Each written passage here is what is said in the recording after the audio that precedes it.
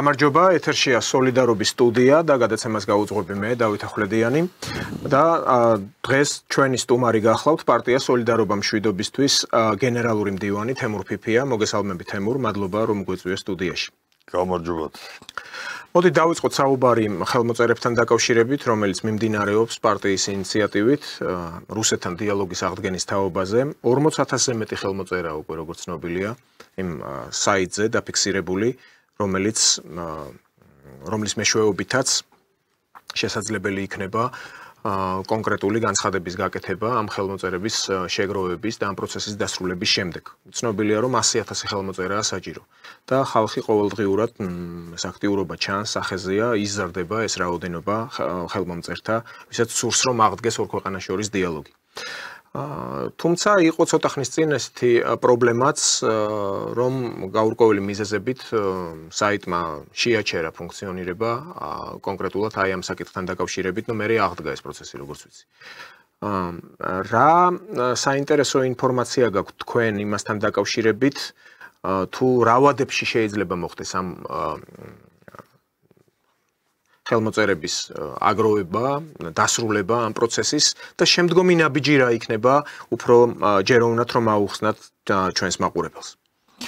მოგესალმები დავით, მოგესალმები ტელემაყურებლებს. ხელმოწერების შეგროვების კამპანია რუსეთთან დიალოგის მოწოდებით. ეს არის მართლა ძალიან საინტერესო კამპანია, რომელიც ჩვენი ინიციატივა არის, მაგრამ ამ ინიციატივას შემოუერთდა ძალიან ბევრი საქართველოს მოქალაქე, საზოგადოებრივი მოძრაობები, ამ მოძრაობების წარმომადგენლები, ეს არის შეიძლება ითქვას ზეპარტიული, არაპარტიული, არაპოლიტიკური ღონისძიება, რომელსაც ერთობლივად კი არ ვაკონტროლებთ, არამედ თვალს ვადევნებთ, იმიტომ რომ ჩვენ სხვა ის მაინც უკვე აღარა გვაქვს. აი ეს ხალხი, რომელიც ამბასადორში შეიკრიბა, ის ძალიან ისეთი საპატივცემულო ხალხი იყო, ბატონი ფიდონიჯია, ვალერი კვარაცხელია, მამუკა ფიფია ჩამოვიდა მოსკოვიდან, ქალბატონი ნანა კაკაბაძე, ერთ სიტყვით სოლიდარობის ლიდერები, მიშა ჟღენტი, მე ვიყავი, პაატა აბულაძე იყო როგორც მოქალაქე და ბევრი, ესე იგი ისეთ ხალხი, რომელთა პოლიტიკური შეხედულებები შეიძლება ითქვას, რომ სრულიად განსხვავებულია, მაგრამ აი ამ საკითხში ჩვენ ერთად ვართ. ეს საკითხი არის რუსეთთან დიალოგის აუცილებლობა და საჭიროება.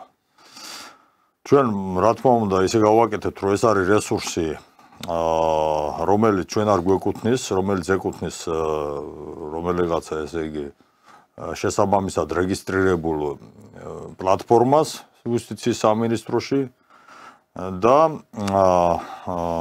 იქ უკვე მოქალაქეები თავის ინიციატივებით შედიან და ხელს აწერენ ელექტრონულად აი ამ მოწოდებას. ჩვენ შეგვეძლო ჩვენი რესურსის შექმნა, სადაც ჩვენ თვითონ ესე იგი გაუძღვებოდით ამ საკითხს, მაგრამ სპეციალურად არ გაკეთდა ასე, რომ მაქსიმალურად ვაჩვენოთ, რომ ეს არის მართლა მოქალაქეების ხელმოწერები და სურვილი, თავისუფალი სურვილი, თავისუფალი მოქალაქეების. ყოველგვარი რეკლამის გარეშე. არც ერთ ტელევიზიაში ეს რეკლამა არ გასულა, ჩვენთანაც გადეს აი ასე, აი დაუშვათ სიტყვიერად, კვირაში ორჯერ, სამჯერ საუბრობთ ამაზე. Facebook-ზე ჩვენ საუბრობთ ამაზე რამოდენიმე კაცი. შეიძლება ითქვას, რომ ეს კამპანია მიმდინარეობს რეკლამის გარეშე. მაგრამ ჩვენ ვხედავთ, რომ იქ 45,000 ცოტა აკლია ხელმოწერებს. ეს არის ერთი თვე დაახლოებით, ცოტა მეტი.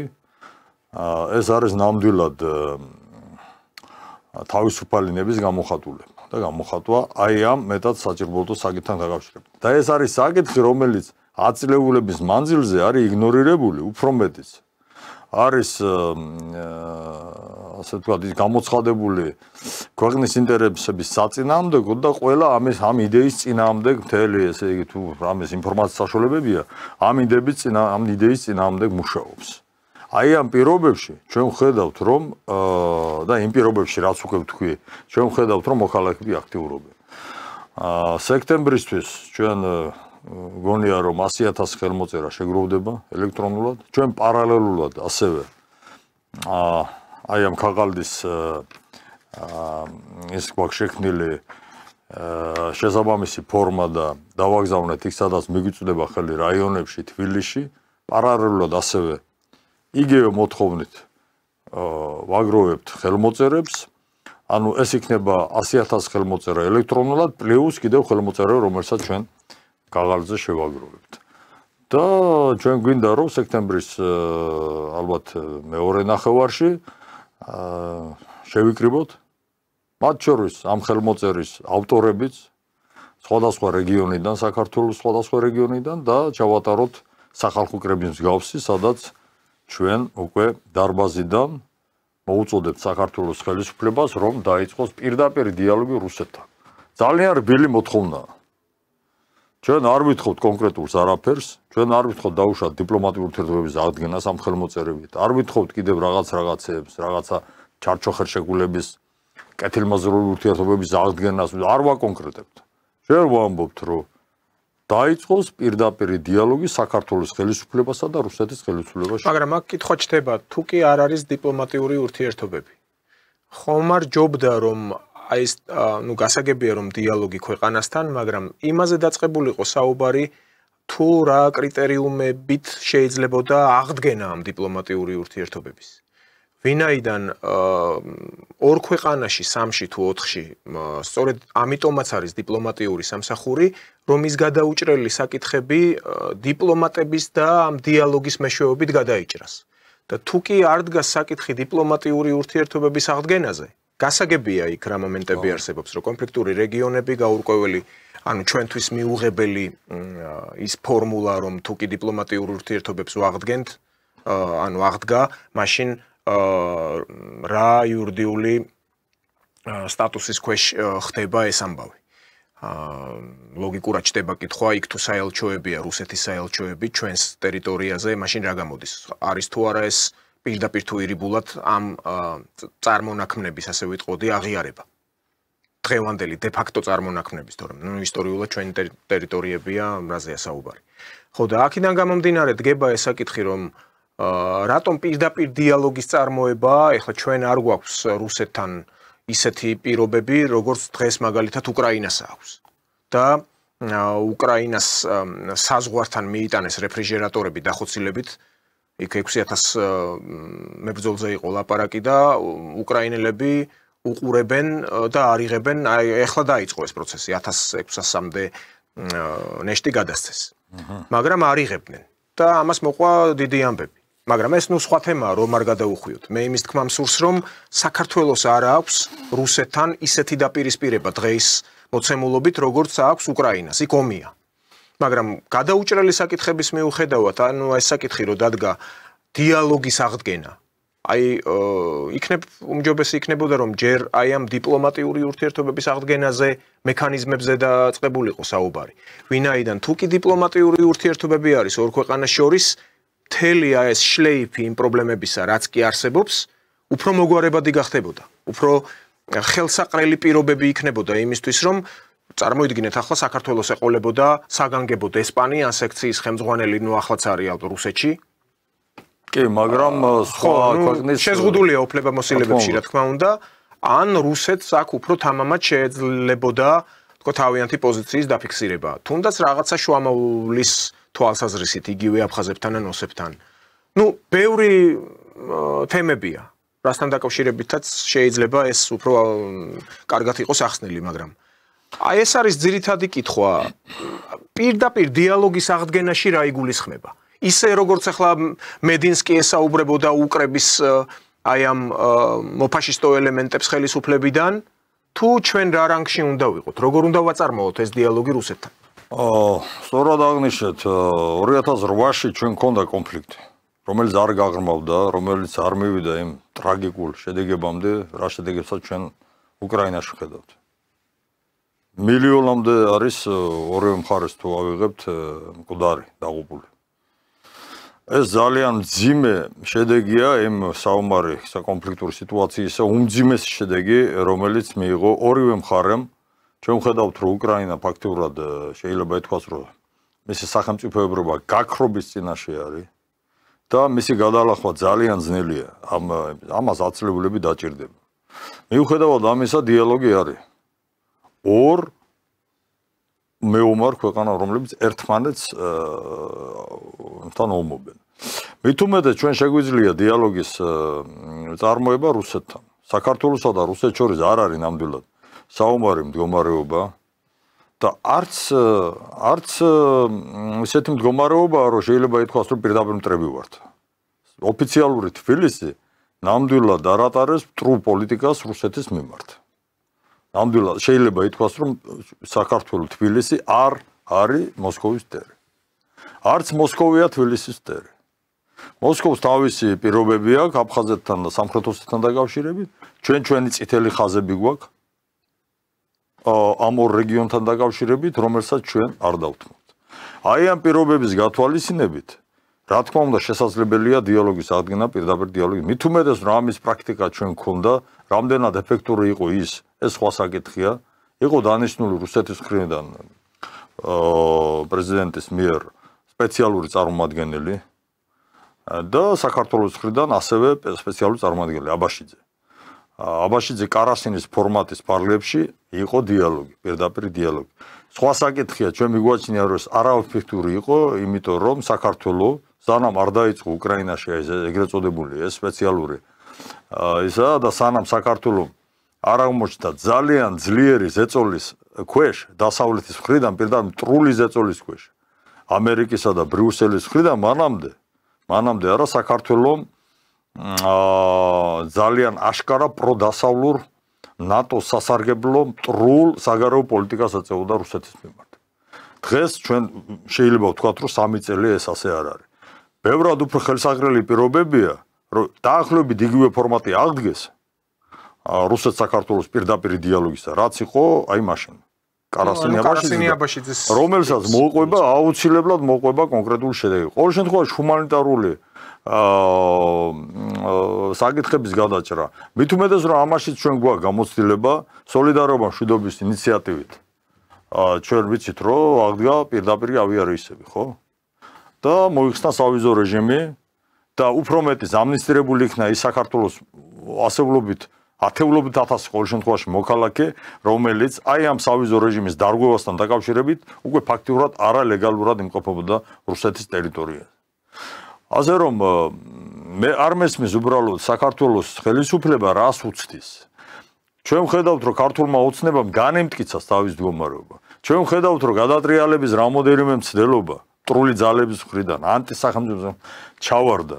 ჩვენ ხედავთ, რომ ადგილობრივი არჩევნები კარსაა მომდგარი და ეგ ქართულ ოცნებას საშიშროება არ ექნება. თვითონ კი ქმნიან საშიშროებას, არ აკრძალეს ის პარტიები და ქმნიან თავიანთ თავს უქმნიან პრობლემებს, მაგრამ აი ამ პრობლემების ჩათვლითაც ქართულ ოცნებას, როგორც სახელმწიფო ძალას არ ემუქრება არაფერი. ის ძალები ვერ მოდიან ხელისუფლებაში. ვერც ისე, ვერც ასე.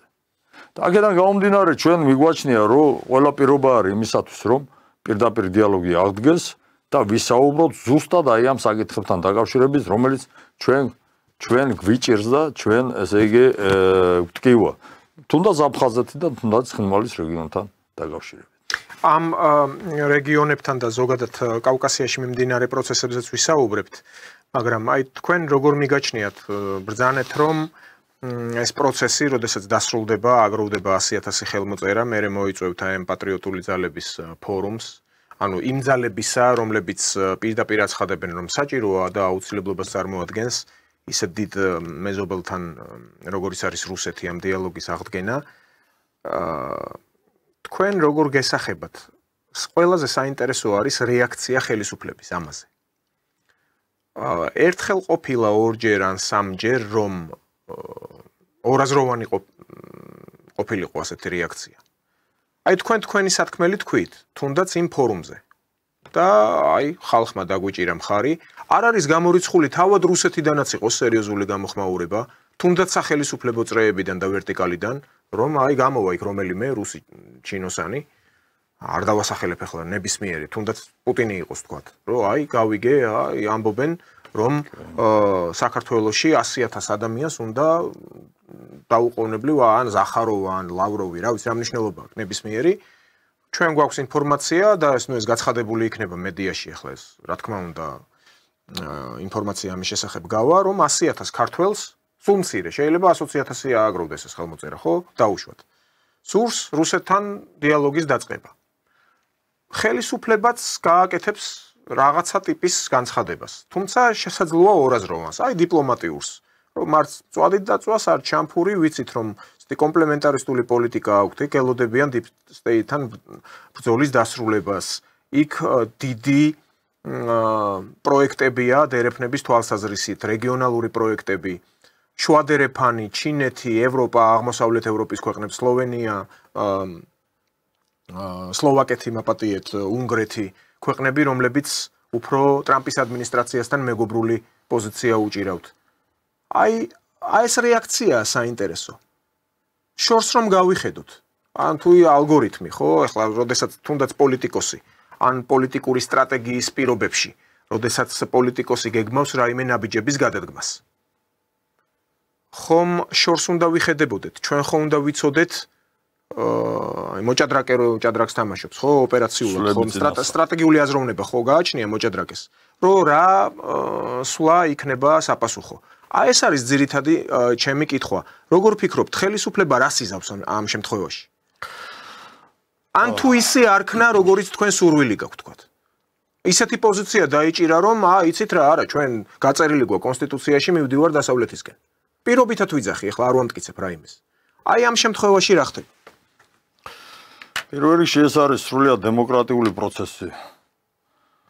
სადაც ჩვენ ხედავთ, რომ ესეთმა ხალხმა გამოიჩინა ეს ინიციატივა, რომლებიც კი ვართ ოპოზიციაში ხელისუფლებასთან, მაგრამ არის სრულიად კონსტრუქციული, ასე ვთქვათ, კონსტრუქციულად განწყობილი ხალხის ინიციატივა დღევანდელი ხელისუფლებისადმი.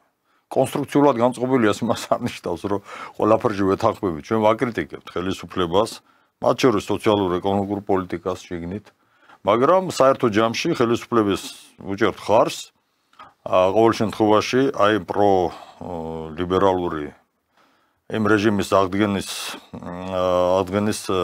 საშუალების წინააღმდეგ, რაც იყო მაშინ, რომელსაც საქართველოს მიყავდა უსქულისკენ და რომლებსაც უნდათ რომ საქართველოს გადაჭრა უსქულისკენ. მეორეს როგორც უკვე აღნიშნეთ, სრულიად დემოკრატიული ღია პროცესებია.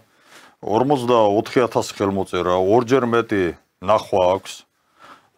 რა თქმა უნდა, ხელისუფლებას ეს მხედველობიდან არ გამორჩენია და ჩვენ დარწმუნებული ვართ, რომ შესაბამისი სტრუქტურები ადევნებენ ამას თვალს და უნდა ადევნონ კიდევაც ამ პროცესებს, მაგრამ ხელისუფლების მხრიდან ჩვენ რეაქცია ჯერჯერობით არ გვაქვს და არც ველოდებით. რადგანაც ეს არის ნამდვილად აი შეიძლება ითქვას ხალხისგან წამოსული ინიციატივა, რომელიც თავის დროზე დასრულდება სექტემბერში საერთო სახალხო კრილობით. აი მაშინ ჩვენ რა თქმა უნდა ველოდებით ხელისუფლებისგან რეაქციას. მათ შორის რუსული მხარისაგან, არა ხელისუფლებისგან, არამედ საზოგადოებრივებისგან რეაქციას. იქ ძალიან ბევრი ქართველი ცხოვრობს, 100,000-ობით ქართველი ცხოვრობს, 10,000-ობით ქართული ოჯახია, სათვისტომოებია, რომლებმაც მოიწონეს ეს ინიციატივა და რუსული მხრიდანაც, რუსეთის მხრიდან ჩვენ ველოდებით გამოხმაურებას. ეს პროცესი არ დარჩება ინფორმაციის საშუალებების ყურადღების მიღება. ამაში სრულიად დარწმუნებული ვარ. მე დარწმუნებული ვარ იმაშიც, რომ ხელისუფლება აი იმ კონსტიტუციაში არსებულ აი ამ ალოგიკურ და სამარცხვინო პოზიციას, რომ საქართველოს აუცილებლად უნდა გაერთიანდეს ნატოში, ევროატლანტის სტრუქტურებში, რომელიც კონსტიტუციაშია ჩაწერილი. ალბათ აფრიკულ ქვეყნებში ეს კი არ არის ასეთი რამ, არც ერთ ქვეყანაში ასეთი პრეცედენტი. არ დაიწყებს აპელირებას. იმიტომ ეს არის სამარცხვინო მუხლი და სამარცხვინო პოზიცია საქართველოს კონსტიტუციაში. რაც იცის კობახიძემას პროფესიონალმა იურისტმა და რაც იცის მდიან არაძმა პროფესიონალმა იურისტმა. ეს მე დარწმუნებული ვარ, რომ სერიოზული პოლიტიკოსი აპელირებას ამაზე არ გააკეთებს. ხო, აქ ესე დავამატოთ ესეთი რემარკასავით. სოციქსელში იყო ერთ-ერთი ოდიოზური ბრიტანელი ექსპერტი თუ პოლიტიკური წრეების წარმომადგენელი განცხადება გააკეთა პირდაპირ, რომ საქართველოს ნატოში გაწევრიანება პირდაპირ პროპორციულია ზუსტად ისეთივე ომის დაწყების, რაც მიმდინარეობს უკრაინაში. ხო, და ეხლა მაშინ გასაგებია რომ მთელი მედია კონტროლირებადი იყო ამ წინა ხელისუფლების მიერ. დიდი თანხები ირიცხებოდა მისთვის. მხოლოდ ის კი არა, რა სარედაქციო პოლიტიკა ჰქონდათ, არამედ ანძის დონეზე და საკაბელო ტელევიზიების დონეზე უნდა სცოდნოდათ რომელი არხი ჩაერთოთ და რომელი არხი გამოერთოთ. ანუ იმაზე საუბარი ზედმეტია, რომ თუნდაც ომის პირობებში 2008 წლის ომის პირობებში რუსული არხები საერთოდ გაათიშინეს. მერე მოხდა რომ ისევ და ისევ იმ მმართველობის პირობებში მოხდა ამ არხების ჩართვა. ანუ ეს ტიპიური მანიპულატიური წიაღსვლები იყო. ხო და აი წარმოიდგინეთ ახლა ნატოში გაწევრიანება საქართველოსი დღემდე ბობოქრობენ, რიუტე გამოვიდა ნატოს გენერალური მდივანი, მხარი აობა ბალტიის ქვეყნებს. ეხლა მიდის ახალი გზავნილი, რომ ამ რუსებს ვერაფერს ვერ უხერხებენ, ევროკავშირმა, ევროკომისიამ რიგით მე-18 სასანქციო პაკეტი წარმოადგინა, დარწმუნებული ვარ მე-20-ესაც წარმოადგენენ, 28-ესაც და ვიდრე შეიძლება 38-მდედაც მივიდნენ. ნუ ეს რას აძლევთ, სხვა საკითხია.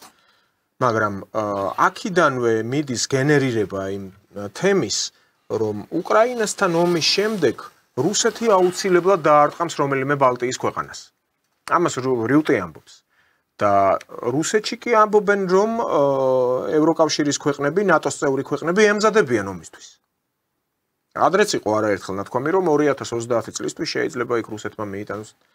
და ამ პირობებში, როდესაც კვლავ მიდის განხილვა, ასე აქტიურად არა, მაგრამ გამოვარდება ხოლმე ინფორმაცია.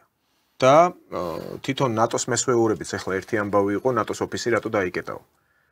საგარეო საქმეთა სამინისტრომ თქვა, რომ ჩვენთან გადმოვიდნენ ოთახს დაუთმობთ. რადიო თავისუფლებამ გაავრცელა ბრიუსელიდან ნატოელი ჩინოსნის განცხადება, რომ აუ ეს რა ცუდი რამე მომხდარაო, აი არ მივესალმებითო, პირდაპირ მიზანმიმართულად ხდება ჩვენი ოფისის დახურვა საქართველოში. იყო ამის ანალოგიური ტიპის განცხადებაც. ხო და აქედან გამომდინარე, ახლა ხალხი არის ძალა, რომელმაც პირდაპირ უნდა თქვას, თუ არ ესმით დაემსგავსებიან იმ უკრებს, აი უკრების იმ ნაწილს, რომლებიც დღემდე მზად არიან ბოლომდე გადაიჩეხონ, როგორც ნაციაც თუ სუბეთნოსიც თუ ეთნოსიც ამოწყდნენ უბრალოდ რუსეთთან ამტკიცონ თავიანთი სიმართლე. ამაზე ანუ ეს მიაჩნიათ რაღაც ეფემერულ ვაჟკაცობად. და გაუწყდეთ, ანუ აი როგორც უბიხები გაწყდნენ პირობითად ან რაღაცა ეტრუსკები ან რა ვიცი, აი რომელიღაცა ძველი ერი და ეს უკრებიც აღარ არსებობენ, მაგრამ ჩვენ ხო რუსებთან ვიომეთ. პრინციპი ასეთი აქვს რაღაც პროცენტს იქ ულტრანაციონალისტურად განწყობილს, მაგრამ ჩვენ ქართველებს ტვინი ღმერთმა იმიტომ მოგცა. თიშობელმა, იმიტომ წილხვედრად, იმიტომ ვითვლებით ეს ქვეყანა რაციონალურად ხო უნდა ვაზროვნებდეთ.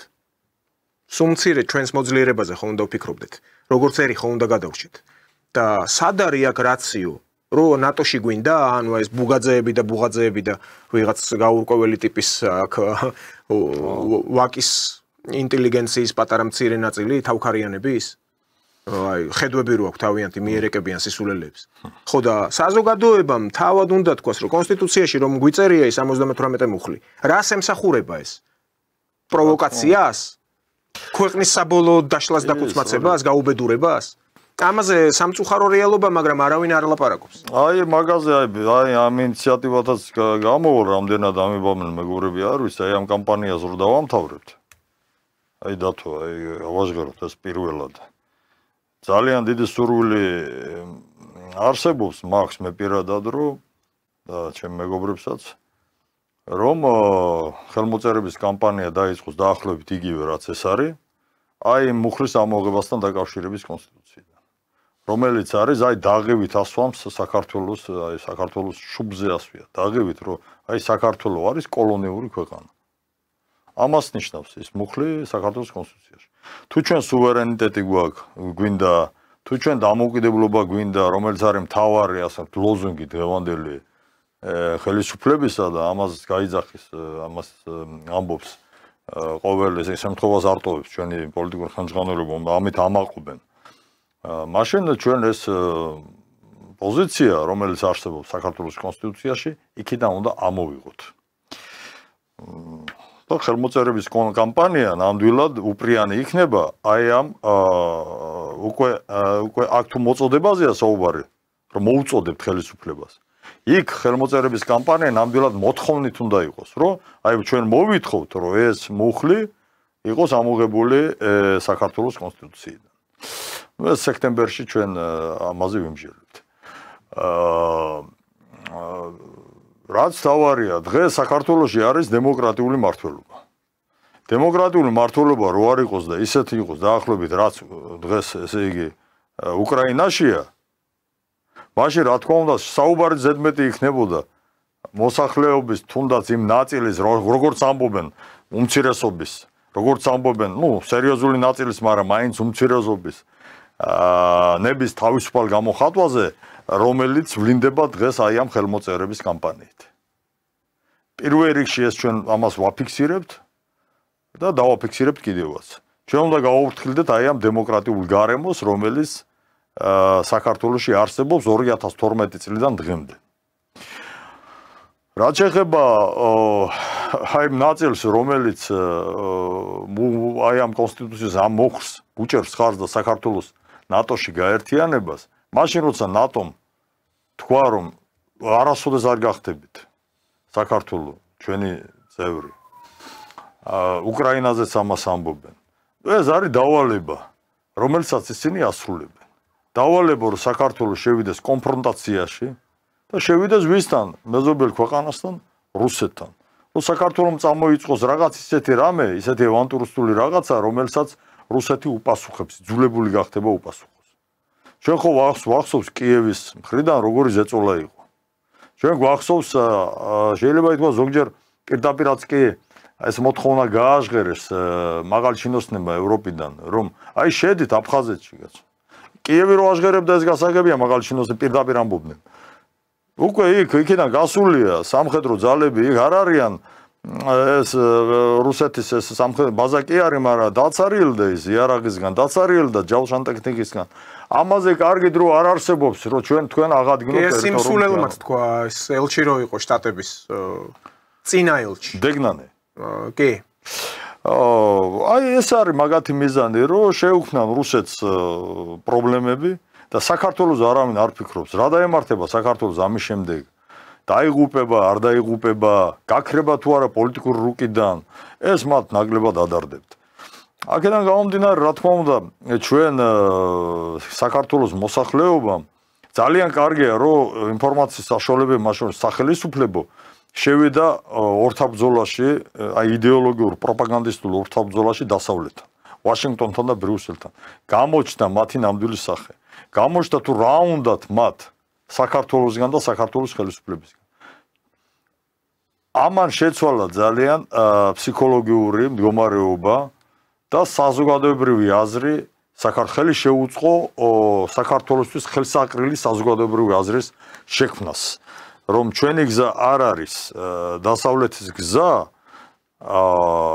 მესამე მხარის წინააღმდეგ მით უმეტეს შენი მეზობელი ქვეყნის წინააღმდეგ რომლისგანაც შენ დამოკიდებული ხარ როგორც ეკონომიკურად ისე პოლიტიკურად უფრო მეტიც ჩვენ ახლა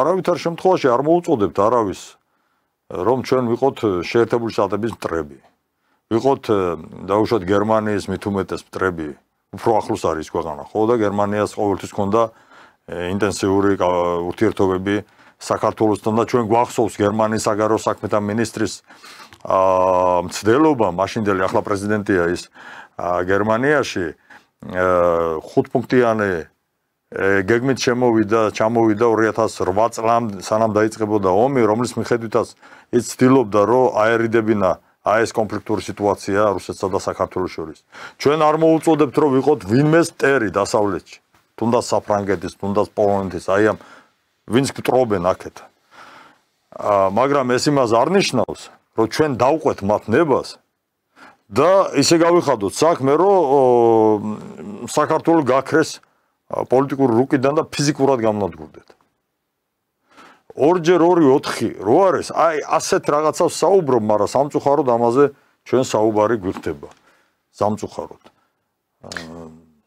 კი ბატონო და გადაცემის მსვლელობისას მე აღვნიშნე, რომ ჩვენ ვისაუბრებდით თავად რეგიონის შესახებ, აი ახლა ამჟამად ასევე ვთქვით, რომ იქ დაღუპულების გაცვლის პროცესი დაიდო ინფორმაცია, რომ 1200-მდე ნეშტი გადასცა რუსეთმა, თავად მიიღო 27 ჯარისკაცის თუ მებრძოლის ნეშტი და ამ კონტექსტში ახლა იქ აფხაზეთი იყო ნახსენები, სამხრეთ ოსეთია ეს კონფლიქტური რეგიონები, მედინსკიმ, რომელიც არის მომლაპარაკებელი რუსეთის მხრიდან და პრეზიდენტის პირადი წარმომადგენელი ამ საკითხში, ამ კომისიას ხელმძღვანელობს უკრაინელებთან მოლაპარაკების კომისიას, გააკეთა ესეთი განცხადება, რომელიც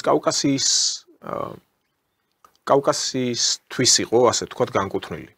დაკონკრეტებული იყო საკითხი, ყარაბაღზე იყო იქ ლაპარაკი, ნახსენები იყო ყარაბაღი, რომ ეს არ არის გადაწყვეტილი ეს კონფლიქტი, ანუ ამ ყარაბაღის თემა. იყო უმალ გამოხმაურება აზერბაიჯანის მხრიდან, იქ ოფიციალურმა პირებმა შეიცხადეს, ეს ნუერევა, ბატონი მედინსკი ამ საკითხშიო, ეს არ არის რაიმე სადაო ტერიტორიაო, არასდროს არ ყოფილა, არ უღიარებია არავის და ჩვენი კონსტიტუციის ფარგლებში ჩვენი ტერიტორია გავათავისუფლეთ მტრისგან. და რაიმე ასეთი სახის დავა ამ ტერიტორიასთან დაკავშირებით არ არსებობს.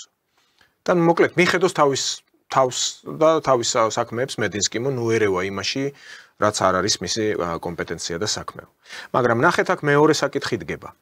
არ გეჩვენებათ, რომ გასაგებია ის რთული პოლიტიკური მომენტები, რაც რუსეთს გააჩნია სომხეთთან, აზერბაიჯანთან ნაკლებად იქ ზახაროვამ პირიქით მანამდე იყო გაკეთებული ესეთი განცხადება წყაროზე დაყრდნობით, რომ მოელიან რუსები, რომ აზერბაიჯანი აღიარებს ყირიმს, ანუ იმ 4 რეგიონს უკრაინისას, რომელშიც უკვე რუსები დგანან. ამაზე არ იყო გამოხმაურება. და აი მედინსკიმ ასევე ამ ყარაბაღის ხსენებისას თქვა, რომ ეს საკითხი დასრულებული არ არის და მიანიშნა იმაზე, რომ 2020 წელს, როდესაც იმ ბოლო სისხლიანი კონფლიქტის შემდეგ, როდესაც აზერბაიჯანმა აღადგინა იქ თავისი კონსტიტუცია, დაიხოცა ორივე მხრიდან 3-3000 ადამიანი, ჯამში 6,100 და დანაკარგები ორივე მხარის მიერ და შემდეგ იქ მოხდა, მართალია დაპატარავდა ეს რუკაზე ეს რეგიონი სომხებისთვის. პრინციპში ახლა აზერბაიჯანი ამბობს, რომ ჩვენ მთლიანად აღვადგინეთ იქ ყველაფერი, ჩვენი კონსტიტუცია, მაგრამ გარკვეული კონტინგენტი რუსული ძალებისა, რომელმაც აი ეს ნაშთის დარჩენილი ყოფილი ავტონომიური, ანუ ყოველ შემთხვევაში ავტონომიური რესპუბლიკა იყო მაშინ, ყარაბაღის, რჩება მათი კონტროლის ქვეშ და მინიშნება ამაზე იყო, რომ ეს დასრულებული არ არისო. ეს შემთხვევით არ მომხდარა. ამითი რუსეთმა როგორც ჩანს, არ ვიცი ახლა ეს მკითხაობაში რომ არ გამოვიდეს, სომხების კეთილგანწყობისთვის გააკეთა ალბათ ეს განცხადება.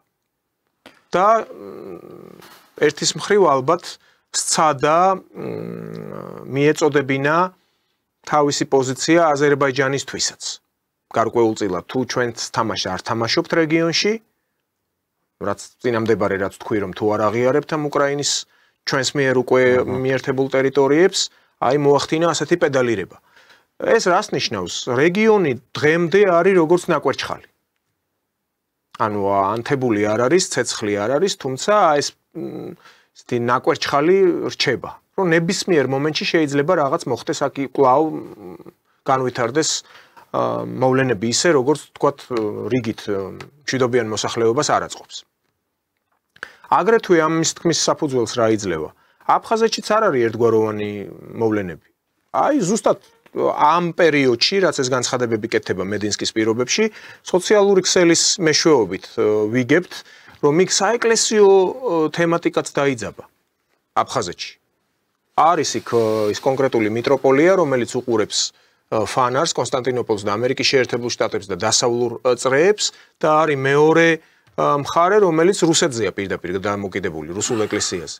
და ყველაზე საინტერესო ის გახლავთ, რომ იქ ერთ-ერთი მღვდელმსახური გადაიბირეს, რომელიც იყო ამ მიტროპოლიაში დბართან, გადაიბირეს აპლიასთან და ისიც ხელს აწერს, რომ გამოდითო, ახალი ათონის მონასტრიდან გავიდესო ეს. საინტერესო ბარიო. ეს ყველაფერი ხო და ეს ყველაფერი ერთბაშად ხდება. თან მოლაპარაკებებმა სტამბულიდან უკრაინის საკითხზე გადაინაცვლა მოსკოვში. მაპატიეთ ამერიკის შეერთებულ შტატებთან ურთიერთობის დალაგების საკითხში. ესეც რამხელა რამეა. რიაპკოვი გამოვიდა მინისტრის მოადგილე, რუსეთის საგარეო საქმეთა მინისტრის. ანუ აქ ხდება რაღაც ისეთი პროცესები, რომელიც დასავლეთს ეუბნება. ზახაროვამ თქვა აგრეთვე რომ ეუთოს რომ აქვსო პუნქტი სომხეთში შექმნილი. რისთვისაა აქ ის შექმნილიო? გონიათ სომხეთს რაიმეს უკეთებსო? ძირგამომთხრელი საქმიანობით არისო, სადაზვერვო მაიმუნობით დაკავებული ეს ევროკავშირის ეუთოს მისია სომხეთში და ეწევა დაზვერვას სომხეთის მეზობლებშიო. ნახეთ როგორი განცხადება, ვინ არიან სომხეთის მეზობლები? აზერბაიჯანი, საქართველო, ირანი, ანუ თურქეთი. ძირგამომთხრელ საქმიანობას ეწევა, ანუ რუსეთს პულზე ხელი უჭირავს. პულზე კი არა, პულზე. ნებისმიერ მომენტში შეიძლება რაღაც კვლავ დაიძრას აქ საკითხი. ეს არის საინტერესო მომენტი. თქვენ როგორ ხედავთ აქ კავკასიაში მაინც რჩება турბულენტური ვითარება, პოლიტიკური. სანამ ამერიკის ინტერესებია აქ და ინტერესები ყოველთვის იქნება, მაგრამ მისი ბერკეტები ექნება შეერთებულ შტატებს, რომ ეს ინტერესები განახორციელოს და ძირითადად ეს არის დესტრუქციული ინტერესები, კერძოდ შეუქმნან მაქსიმალური პრობლემები რუსეთის ფედერაციას და ირანს, როგორც სტრატეგიულ მოწინააღმდეგებს, მანამდე турბულენტული ვითარება აქ შეიქმნება. სამივე ქვეყანას, როგორც სომხეთს, ისე საქართველოს, ისე აზერბაიჯანს აწყობს ერთიანი უშიშროების სისტემის შექმნა ჩვენს რეგიონში, მაგრამ არა ნატოს ქოლგის ქვეშ, როგორც ეს იყო ჩამოყალიბებული 30 წელია. რასაც რა თქმა უნდა, რაც ვერ მოიტანდა ვერავითარ შემთხვევაში სტაბილურობას, იმიტომ რომ ნატო ქოლგის ქვეშ ყოფნა ნიშნავს დაუპირისპირდება შენს მეზობელ ქვეყნებს, რუსეთს და ირანსთანაც ძალიან ძლიერ ქვეყნებს. მათ შორის ერთი ბირთვულია. ერთიანი უშიშროების სისტემა უნდა შეიქმნას ისევ რეგიონალური ქვეყნების მონაწილეობით და რა თქმა უნდა რუსეთის მონაწილეობით, ირანის მონაწილეობით, ბატონო ჩემო, თურქეთის მონაწილეობით. აი 3+3 ფორმატი, რომელსაც ჩვენ ლავროვის რამოდენჯერმე გაიმეორა ლავროვმა, ზახაროვმა ამის შესახებ მაღალ ჩინოსნებმა რუსეთის, რომ აი სავარძელი თქვენთვის თავისუფალია. ეს არის იდეალური ფორმატი საქართველოსთვის, მათ შორის ტერიტორიული მთლიანობის თვალსაზრისით.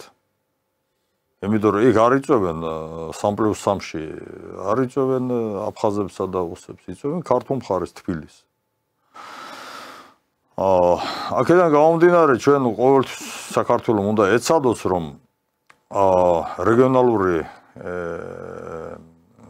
პროცესები ჩაერთოს და ისე ჩაერთოს, რომ ეს რეგიონალური პროცესები იყოს მემართული ადგილობრივი ინტერესების, რეგიონის ინტერესების დაცვისა და გამტკიცებისაგან.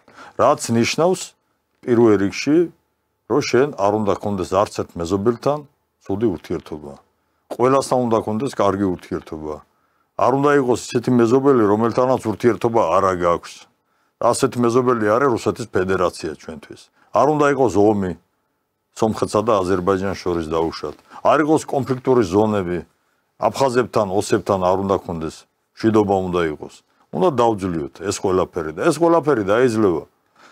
მხოლოდ იმ შემთხვევაში, შენ თუ აქ ის ვინც შენი მეზობელია, ვიზეც არის ამის მოგვარება, 100 წელულობის მანძილი ვისთან ერთადაც ცხოვრობდი ერთ წერქვეშ, ერთი ცის ქვეშ, იმათთან საუბარი და იმათთან ურთიერთობების გარკვევა. აი, თითქოს ეს არის ძალიან მარტივია, მაგრამ აქამდე არ გვიშვებენ. მე დარწმუნებული ვარ, რომ სომეხი ხალხი, აზერბაიჯანელი ხალხი, ქართველი ხალხი, აფხაზები, ოსები, რუსები ამის მომხრეა თავის უმრავლესობაში. რაც შეეხება ზახაროვის განცხადებას, მედინსკის განცხადებას. მე მგონია, რომ აზერბაიჯანმა რაც გააკეთა ყარაბაღში ომის გზით, რომ მოხდა იქ კონსტიტუციური წესრიგის ადგენა და იქ 100,000 ტოლული დაემატა დაახლოებით ადგილობრივი მოსახლეობისა და ეს არის დიდი ტრაგედია ადგილობრივი მოსახლეობის. იქიდან ბევრი წავიდა სომხეთში, ბევრი წავიდა სხვაგან. საკუთარი სახლები დატოვეს, მშობლიური ადგილები დატოვეს, სომხები მაქვს ხედულებაში. აი ომის შედეგად იმ აზერბაიჯანულმა მხარემ კონტროლი აღადგინა ყარაბაღზე, მაგრამ ყარაბაღი, რომელმაც გამოაცხადა დამოუკიდებლობა, ეს იყო თვითგამოცხადებული რესპუბლიკა, რომელიც არ ცნო აზერბაიჯანმა, რა თქმა უნდა, არც ერთმა სხვა ქვეყანამ, არც რუსეთმა და არც სომხეთმა. არ ცნეს. და ყარაბაღი დღემდე აი იმ პერიოდშიაც, როცა თვითგამოცხადებული იყო სოფლიოს თვალში, იყო აზერბაიჯანის ნაწილი ავტონომიის უფლებებით.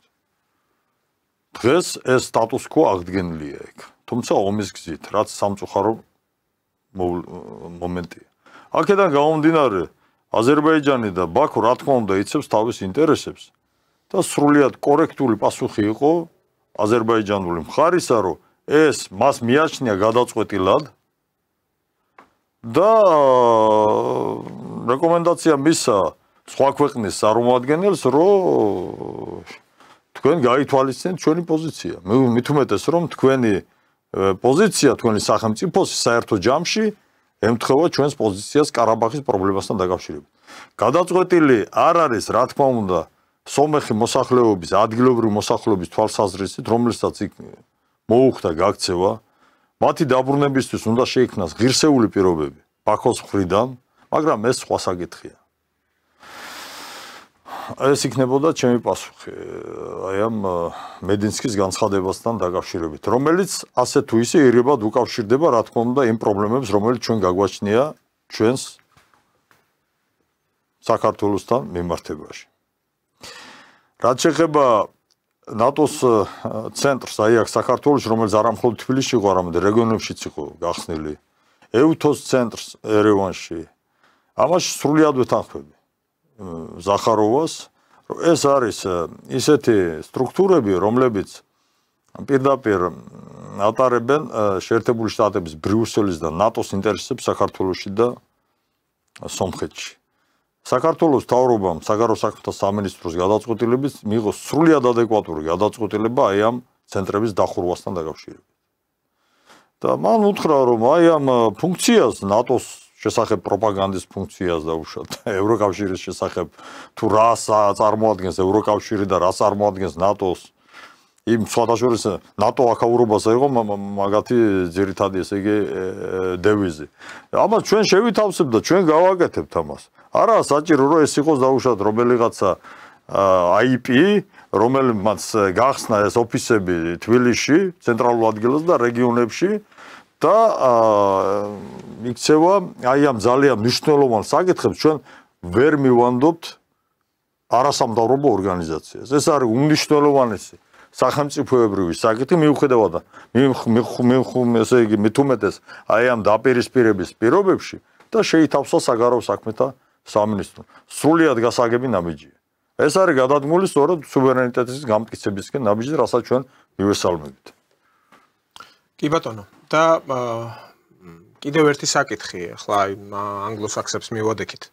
ვოლსკი ამბობს, უმრავლესობის ერთ-ერთი ლიდერი, რომ ბრიტანეთის ელჩი პირდაპირ ერეოდა საარჩევნო პროცესში, იყო მკვახე ხისტი გამონათქვამების ავტორი, დღეს კი კიდევ ერთხელ გააკეთა პოლიტიკურად ანგაჟირებული განცხადებაო, გრანტის გაცემა, მაგალითად აისფედზე უნდა იწვევდეს დამატებით შეკითხვებს.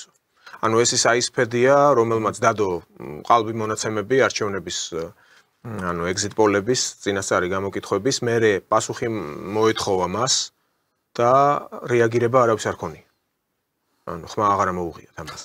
ხო და ეს ბრიტანეთის ახლა ელჩი კვლავ აძლევს გრანტს ამ ორგანიზაციას, რომ საქართველოში უფრო ეს არჩევნების წინ, ადგილობრივი არჩევნების წინ. აქ ეს უსუსური ოპოზიციის სურათიც საინტერესო არის. ახლა ტკეპნიან ერთ ადგილს არიციან რაქნან, აი როგორც პინგ-პონგის ბურთი რო ერახუნება კედელს, აი დაახლოებით ამ მდგომარეობაში არიან. თქვენ როგორ ფიქრობთ ახლა ამ არჩევნებთან დაკავშირებით? რა ვითარება იქნება?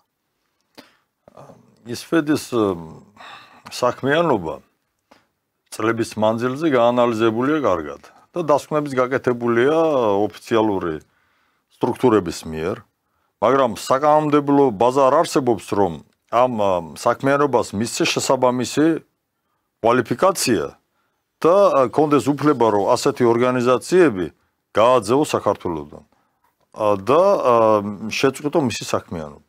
არათუ მისი დაფინანსებაზე უნდა იყოს ახლა მსჯელობა რომ დააფინანსოს, არ დააფინანსოს, სწორია თუ არა ფინანსური მხარდაჭერა დასავლეთის მხრიდან ასეთი ორგანიზაციის როგორცა ისფედი. არამედ მისი არსებობის საკითხი უნდა დგებოდეს. ამისთვის უნდა შეიქმნას საკანონმდებლო ბაზა. და რა თქმა უნდა ჩვენი პოზიცია აქ ცხადია რომ ისფედის მსგავსი ორგანიზაციები რომლებიც ძირ გამომთხრელ საქმიანობას ეწევიან და საქართველოს მიაქანებენ უფსხულისკენ დესტაბილიზაციისკენ რა თქმა უნდა ჩვენ მთავრობას ხარს დაუჭერთ იმ საქმეში რომ ამ ორგანიზაციების აი ამ ბოროტის რახვების შეზღუდვა უნდა მოხდეს.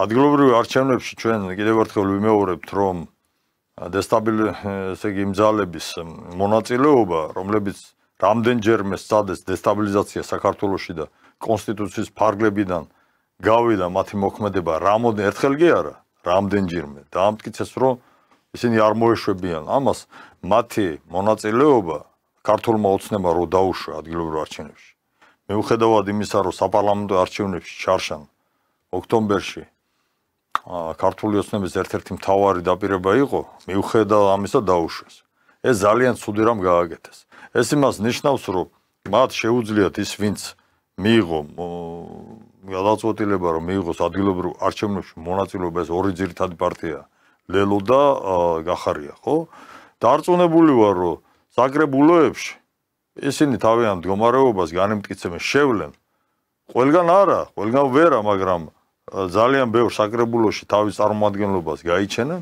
რაც მათი ლეგიტიმაციის მათი მდგომარეობის სტაბილიზირების საშუალება იქნება. ეს ძალიან ოპოზიციაზეა საუბარი, მაგრამ საუბარი ზედმეტია რომ ისინი წარმატებას მიაღწევენ დარწმუნებული ვარ რომ ქართული ოცნება ისევ გაიმარჯვებს ადგილობრივ არჩევნებში. კი ბატონო. თავარი გზავნილები ამ გამარჯვებისთვის რა იქნება როგორ ფიქრობთ ოცნების? ანუ ის რომ პროექტები ხორციელდება მათ შორის მსხვილი პროექტები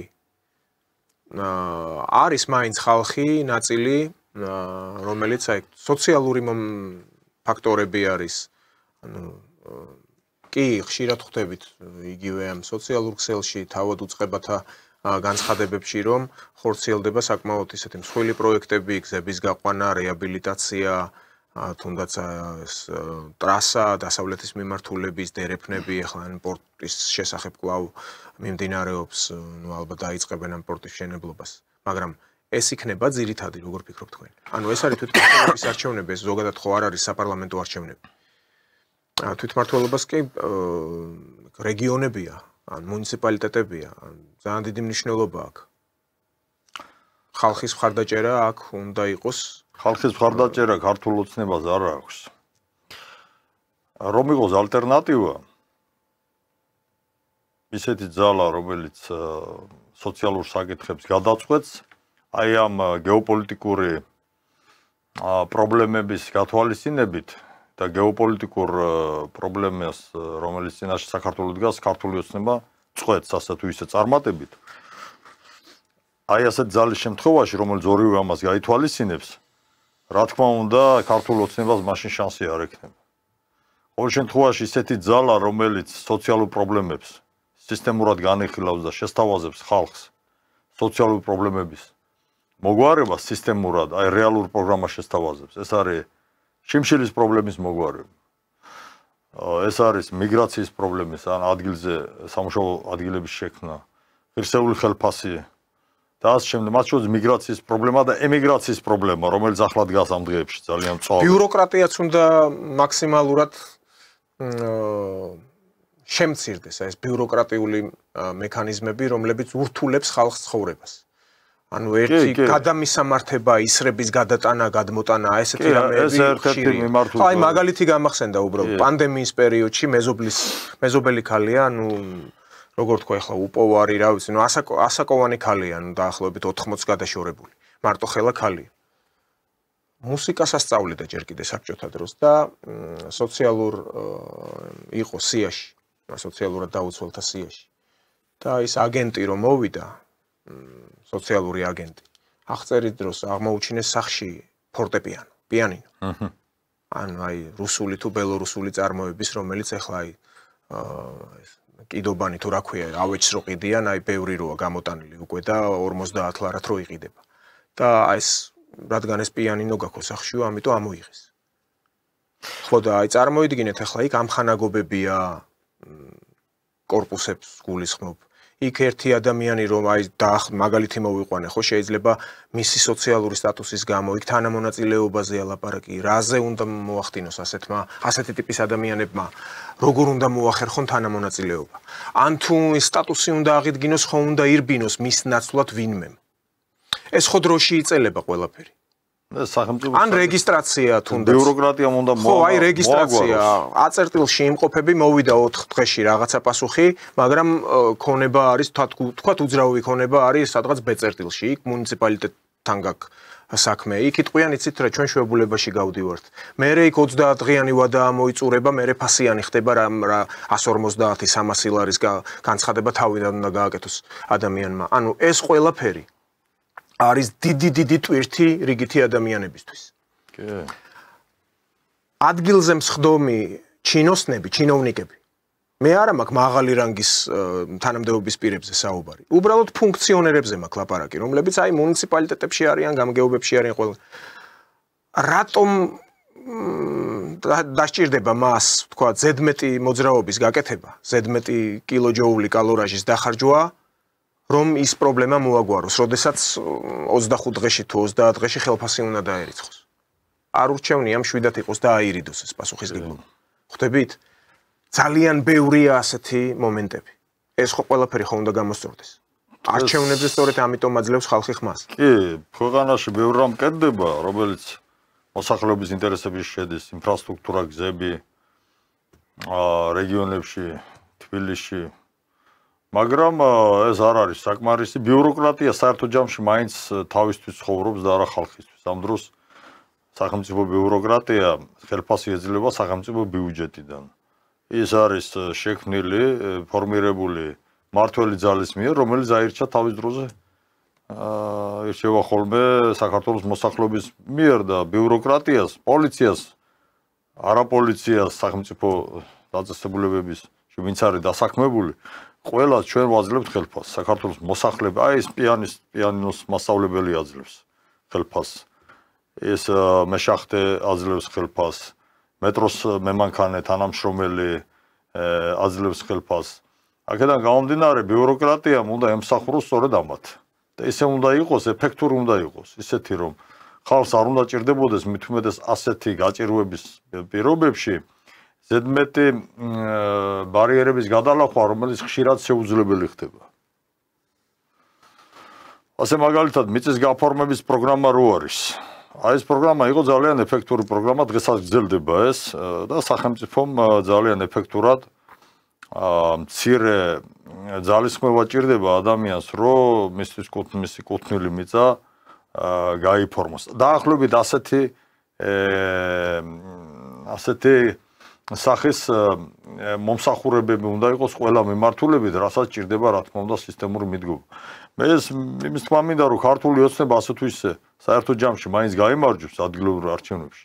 თუმცა არის რაღაც ძალიან ისეთი კითხვის ნიშნები, რომელიც შეიძლება ძალიან დიდ კითხვის ნიშნად იქცეს ოქტომბერში. ასე მაგალითად ჩვენ დღეს ვხედავთ ასე მდგომარეობას, რომ პროდასავლური, აი ლიბერალური ოპოზიციის დაახლოებით ნაწილი ორი ძირითადი პარტია ღებულობს მოაწილეობას, ორი ძირითადი პარტია არ ღებულობს. ერთიანი ნაციონალური მოძრაობა და იმ გვარამიას პარტია არ ღებულობს მოაწილეობას, ბოიკოტს აცხადებენ. ნახევარზე. ისე თუ მოხდა, რომ ყველა მიიღო მონაწილეობა და რაღაცა საერთო ენა მონახეს და ერთიანი სიით მიიღეს მოაწილეობა ადგილობრივ არჩევნებში, აი იდეალურ შემთხვევაში მათთვის და არა იდეალურ შემთხვევაში ქართული ოცნებისთვის და ჩვენთვის საერთოდ საქართველოს ამ შემთხვევაში ჩვენ გავიხსენოთ თბილისში, ჯამში, თბილისში ქართულმა ოცნებამ მოიგო არჩევნები? კი პირველ ადგილზე გავიდა უბნების უმრავლესობაში. მაგრამ ჯამში ოპოზიციურმა ძალებმა დიდ უმრავლესობაში უბნების დონეზე ჯამში მეტი ხმები აიღეს. ეს არის ძალიან ისეთ საშიში მდგომარეობა, რომელსაც უნდა მიაქციოს ქართულმა ოცნებამ ყურადღება. მიუხედავად იმისა, რომ მათ მიაჩნიათ, რომ სტაბილური მდგომარეობა გააჩნიათ. უცებ შეიძლება ისეთი ვითარება შეიქმნას პოლიტიკური ვითარება, რომ აი ამ შესაძლებლობამ რეალობაში გადმოინაცვლოს და საშიში პოლიტიკური ვითარების წინაშე აღმოჩნდეთ. იმ პირობებში, როცა საქართველოს მოსახლეობის ძალიან დიდი ნაწილი, სერიოზული ნაწილი არის აპატიურად განწყობილი. არ არის განწყობილი, რომ არ აძლევენ ხმას არც ერთ პარტიას, მათ შორის ქართულ ოცნებას. ძალიან ბევრი, ვინც ქართულ ოცნებას მისცა ხმა, ძალიან ბევრი. შარშან საპარლამენტო არჩევნებში ოცნებას კი არ მისცა ხმა, იმათ წინააღმდეგ მისცეს ხმა, მათ შორის მეც. ეს მდგომარეობა, ეს არ არის ისეთ მდგომარეობა, რომ ჩვენ ესე იგი მშვიდად უნდა ვიყოთ. ის რაც ბატონმა ბიძინამ განაცხადა, რომ გზა უნდა მივცეთ სხვა ძალებს, იმ ძალებს, რომლებიც საქართველოს მოსახლეობის ინტერესებს გამოხატავენ, ახალი ჯანსაღი ძალები, ამის რეალიზება აუცილებლად უნდა მოხდეს. და ეს ძალები მე წარმომიდგენია და დარწმუნებული ვარ, ისეთი ძალებია, რომელიც ზუსტად აი ამ პრობლემებს მოგვარებას შეპირდება ხალხს, რეალურ პროგრამას წარუდგენს, ეს არის ძირითადად სოციალური პრობლემები, მათ შორის ბიუროკრატიის პრობლემები და ამ ძალას უნდა გაეხსნას აუცილებლად გზა. შუაგაკრეფის პოლიტიკა უნდა დამთავრდეს აი ამ პროგრესული ძალების საქართველოს ინტერესებში, რომ ჩადგება იმ ძალების სასარგებლოდ. სხვათა შორის ეს თუ დემოკრატია არის მთავარი მიზანი ქართული ოცნებისთვის, ეს მოიტანს დემოკრატიისთვის. აი ამ მდგომარი დემოკრატიული გარემო რო არის საერთო ჯამში, მაინც ამის განმტკიცების პირობებს შექმნის, სტაბილურობის პირობებს შექმნის და საბოლოოდ დამარხავს რეაქციულ და აი იმ ძალებს, რომლებსაც ქვეყნის გადაჭრა უნდათ, იმათ გაწმინდავს პოლიტიკური სივრციდან და აკრძალვაც არ იქნება საჭირო. ხო, და თქვენ ახსენეთ ბიძინა ივანიშვილი, ხო ბიძინა საკმაოდ გამჭრიახი და ჭკვიანი კაცია და კიდევ ერთი მომენტი არის, თქვენ ოპოზიციაზე როდესაც ლაპარაკობდით, ეს ძალები გასაგებია საიდან იმართებიან. მაგრამ ანტიკური პერიოდიდანაც, ხო აი კლასიკა, ბიზანტია, რომი, ანტიკური ადრე იყო, ხო, ბიზანტია მთელი საუკუნეების შემდეგ. ანტიკური მეოთხე საუკუნე. და წარმოიდგინეთ, რომ აი დემოკრატიაც თქვენაც ახსენეთ, ოპოზიცია წარმოიქმნება იმ ხელისუფლებიდანვე, ანუ მის წიაღში იჩნდება. ზოგადად, როდესაც უკმაყოფილება იქს აღწევს და შემდეგ ხდება აი ამ ხელისუფლებიდან. განხეთქილება ხდება. ხო, განხეთქილებას დავარქმევთ ამას თუ აღმოცენებას თუ რა მნიშვნელობა აქვს? უკვე აი ამ ჩამოყალიბებულ მართვის სტრუქტურიდან ხდება იმ წიაღიდან დაბადა. და არა იმიდან, რომ ვიღაც ანგლოსაქსები ახლა მოგვადგნენ და ეს ელჩები, ამათ აძლევენ ფულს, ვიღაცებ თავღია ლიბერალებს და ჩვენ ჩაგჩიჩინებენ ყოველ დღე აქ რუპორებით, რომ ეს უნდა იყოს თქვენი ოპოზიცია. ეს დაღლილი ქალი სალომე ზურაბიშვილი გამოდის და იქ მათი მედია ამბობს, რომ ეს არის ფლაგმანიო, ამის გარშემო გაერთიანდითო. ეს ხო სასაცილოა. მე მგონი თავად მობეზდებათ ეს მithქვამს ადრეც, რომ მეთოდიჩკები მოუძველდათ, მეთოდოლოგია მოძველებული აქვთ. შაბლონებს მიჩვეულები არიან, მაგრამ ვერ ხვდებიან, რომ ჩვენთან კავკასიაში ამინდიც სხვა არის, ჰაერიც სხვა არის. ზღვის დონიდანაც სუბტროპიკი გვაქვს დასავლეთში, კონტინენტური ჰავა გვაქვს აღმოსავლეთში. სადღაც ქუთაისთან ან ზუგდიდთან ჰამაკში რო ჩაწვება ადამიანი პოეტური ნიჭი ეხსნება და კარგ ლექსებს წერს, როგორც გალაქტიონ ტაბიძე. ანუ ამას ვერ აზროვნებენ, ვერ ფიქრობენ, არ იციან, არ ესმით. ხო და იმედია რომ მოუძველდებათ ეს ყველაფერი და რაღაც ახალზე დაიწყებენ ფიქრს. ეს არის რეალობა. მადლობა თემურ გადაცემაში სტუმრობისთვის. მე ტელემაყურებელს შევახსენებ, ჩვენი სტუმარი გახდათ პარტია სოლიდარობა მშვიდობისთვის გენერალური მდივანი თემურ ფიფია. ჩვენ უკვე შევხვდებით ზეგ 16 საათზე. მადლობა ყურადღებისთვის. მადლობა.